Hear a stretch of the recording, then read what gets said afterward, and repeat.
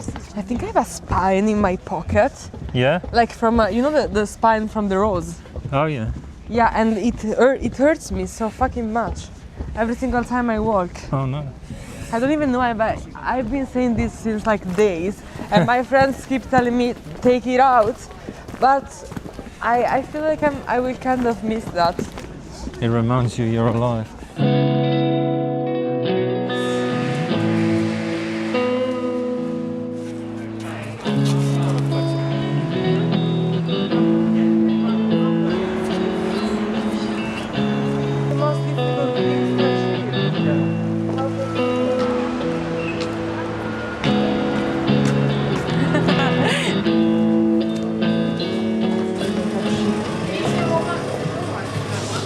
Some water. Yeah. You want some? I'm all right. You ready? Yeah. Hi, I'm Stewart Home, and I'm doing an interview because I was asked to do an interview. I don't know why. I'm here with Stewart and I'm interviewing him. I don't know why. We are in London. I don't really know where. Canary Wharf? No. No. We're on the city. The Bankside, the Tate is just over there. That's the Millennium Bridge. If you go up there, you get up to St Paul's. There's the City of London Boys School. Blackfriars Bridge, where Calvi was hung, is just down there. So lots of excitement.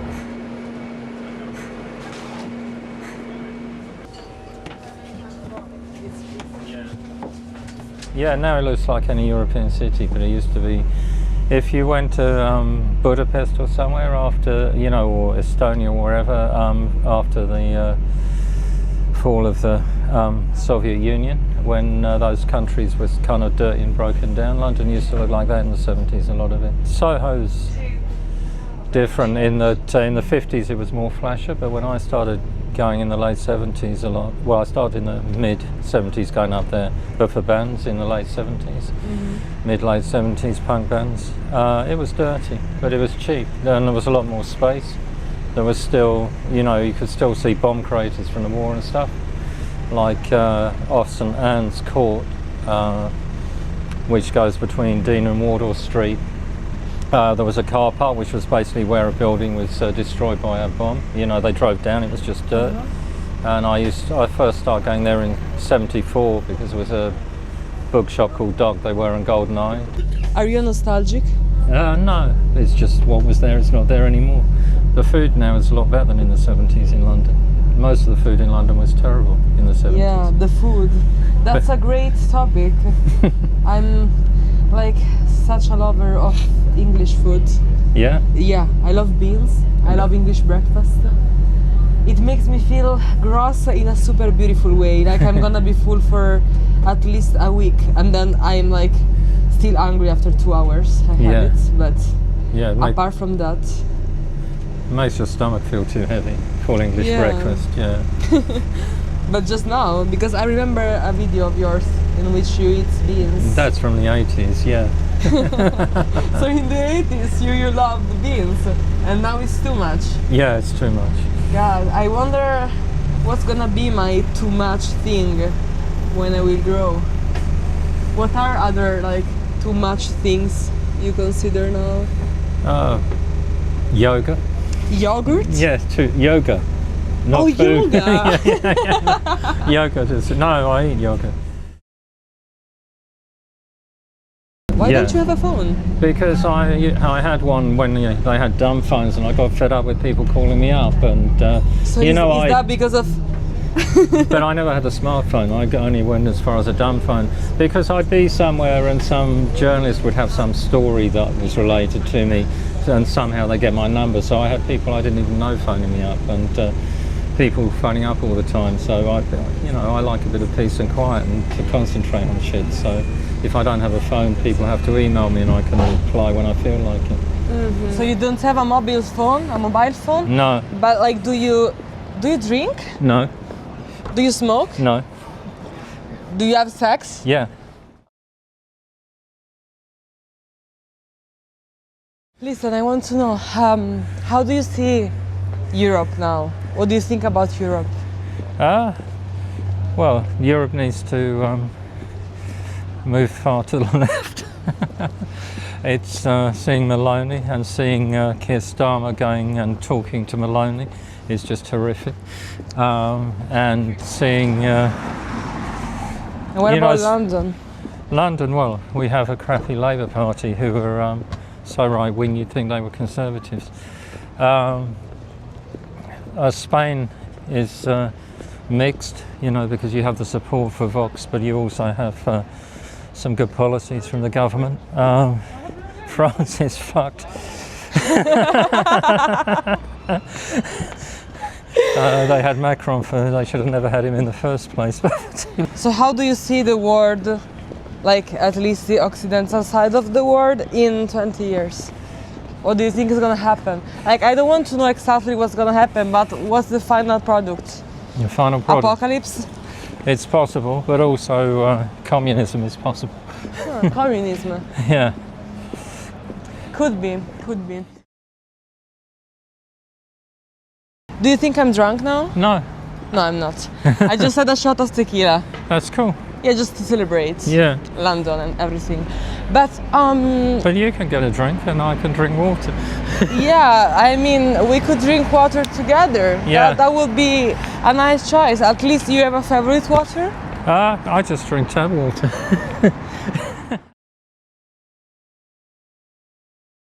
So the tide's out, as you can see.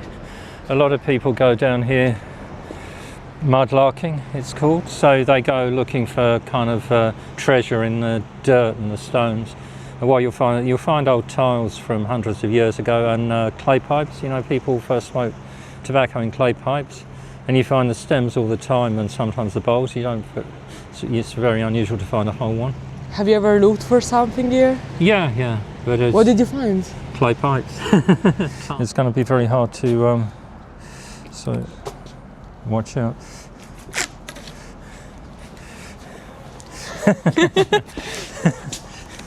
I can't do the next one. You have to use the other one. Yeah, well, it's still a problem because you're swapping back and forth.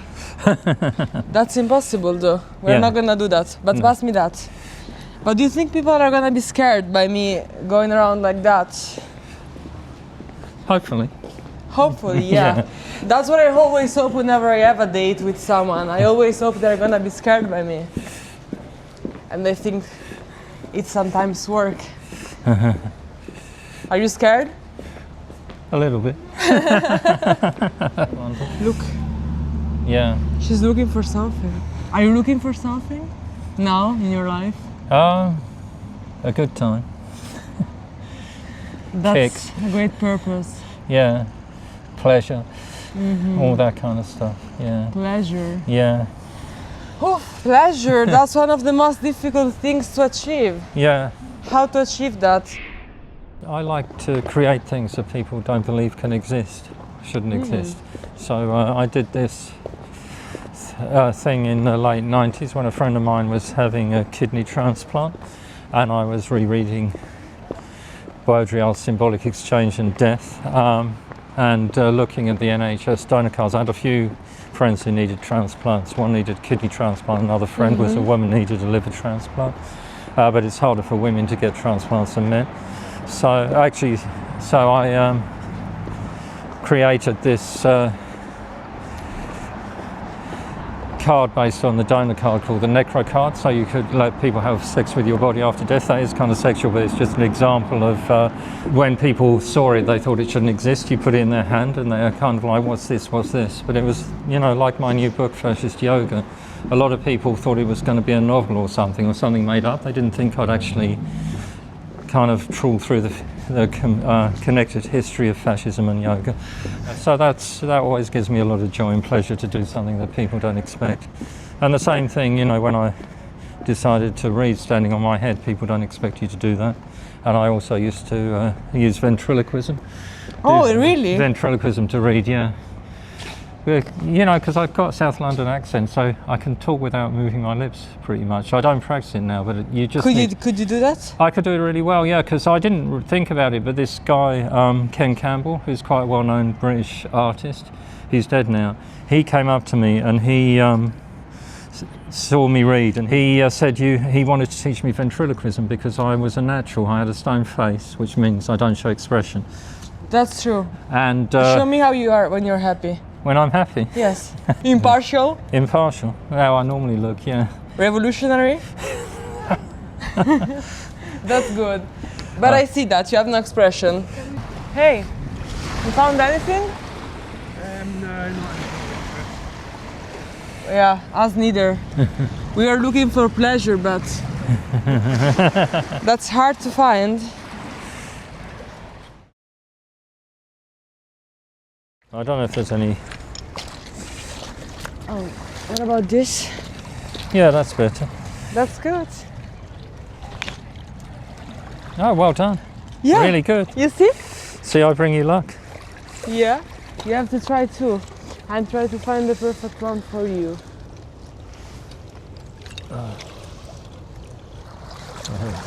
This is a bit of a brick shape. So. No. I think I won. You won, you definitely won.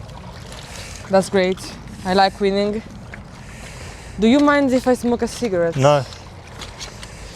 Okay. Thank God. I was gonna smoke it anyway. Do you mind if I ask you for a lighter?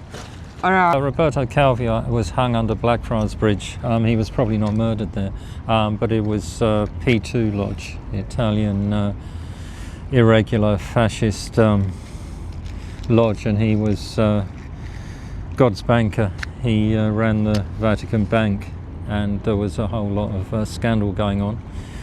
And he came to London to try and sort something out, and ended up tied up in a kind of Masonic way under Blackfriars Bridge, which is interesting because on the north side, which is the City of London side, because there's probably more Freemasons in the City of London than a lot of other places in the world, particularly in the civic authority, but I don't think it had anything much to do with them because they're English Grand Lodge of England, UGL, United Grand Lodge of England, which is totally different to the Grand Orient in Italy. There's several branches, and then there is the irregular lodges like P2.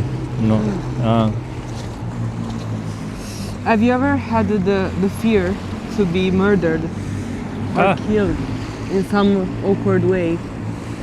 Like, not glorious. Would you like to die in a glorious way? No, I don't particularly fancy dying, to be honest. I'm quite happy alive. But I don't know, how would I not like to die? I mean, I think dying from, if you are sick and you want to die, then, having a heroin overdose deliberately could be a good way to die. Be quite relaxing and pleasurable. I don't think I'd like to be hacked to death and have a painful death. But have you ever shot heroin? Shot? Heroin. Heroin? No, my mum did enough of that. I know lots of people who shot heroin. But no, Are they alive? What? Are they alive? No, my mum died when she was 35. Oh, your mum. I'm Yeah, sorry. yeah. I didn't get your gibberish. English. Sorry, you have to remind me. No.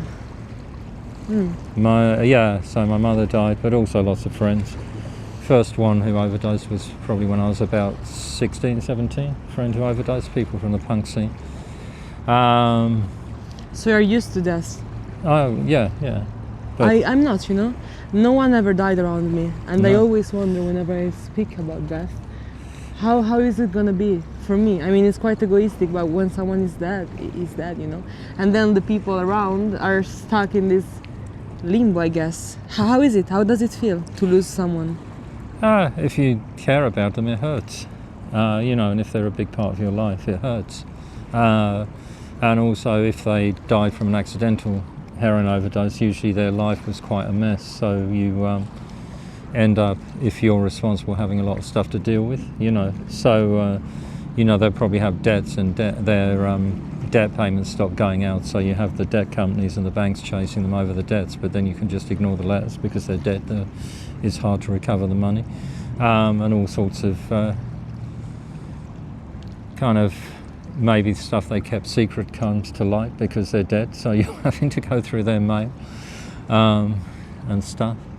But you know, it's very hard to get a grip on everything when someone who you were very close to dies, who you know you spend a lot of time with, and then suddenly they're not there.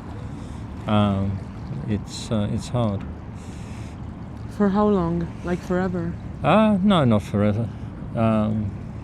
You know, you need a year, 2 years, maybe longer. But you have to, you know, feel what you feel, allow it yourself to feel it, and then you can move on. But you have to mourn and express grief, otherwise you can't get past it. It's good to have other people to talk to.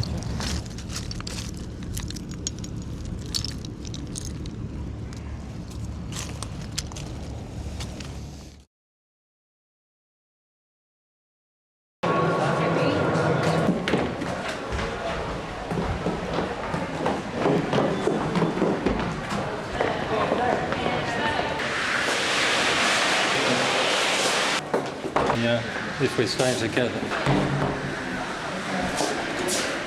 Come with us.